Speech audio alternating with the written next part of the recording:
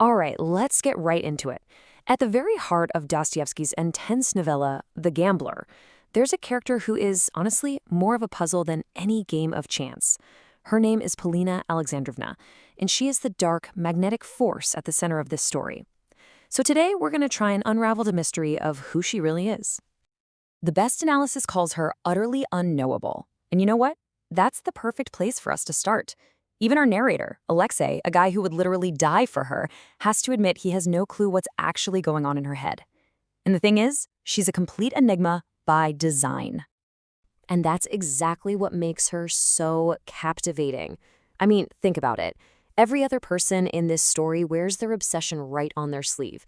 Whether it's gambling, money, or social status, it's all just out in the open. But Polina? Nope. She stays a total mystery, like a locked room in a house where every other door is wide open. This is the real question, isn't it? Is she a victim? A manipulator? Is she some kind of symbol? Or is she something else entirely? We're going to peel back the layers here, looking at her emotional world, her psychology, and what she represents on a scale that's way, way bigger. Okay, first up, we have to tackle her behavior because it is just a whirlwind of contradictions. This is the surface of the mystery, you know?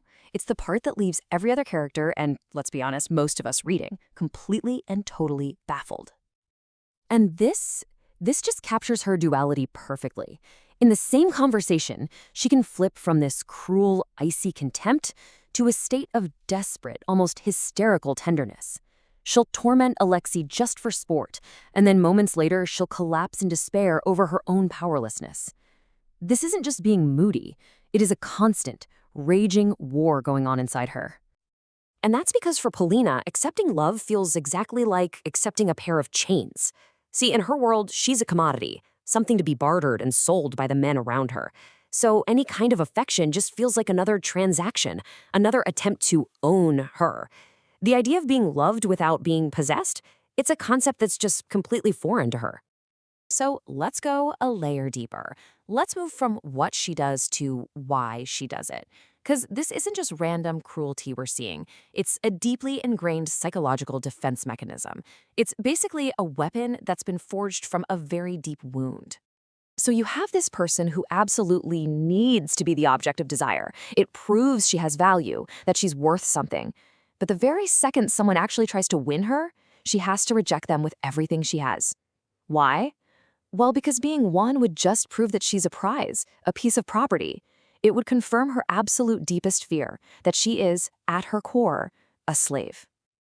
And you know, this same desperate search for control explains her relationship with gambling. See, unlike Alexei, Polina isn't playing for the money. She plays because the roulette wheel is the one place where her fate isn't being decided by some man's financial deal. For that one brief, spinning moment, she gets a tiny sliver of agency in a life that has absolutely none. But now we gotta zoom out. Because Dostoevsky is playing a much bigger game here. Polina isn't just a character, she's a symbol. She's a symbol for the very soul of Russia itself, at least as he saw it back in the 19th century. And the parallels are, well, they're pretty striking.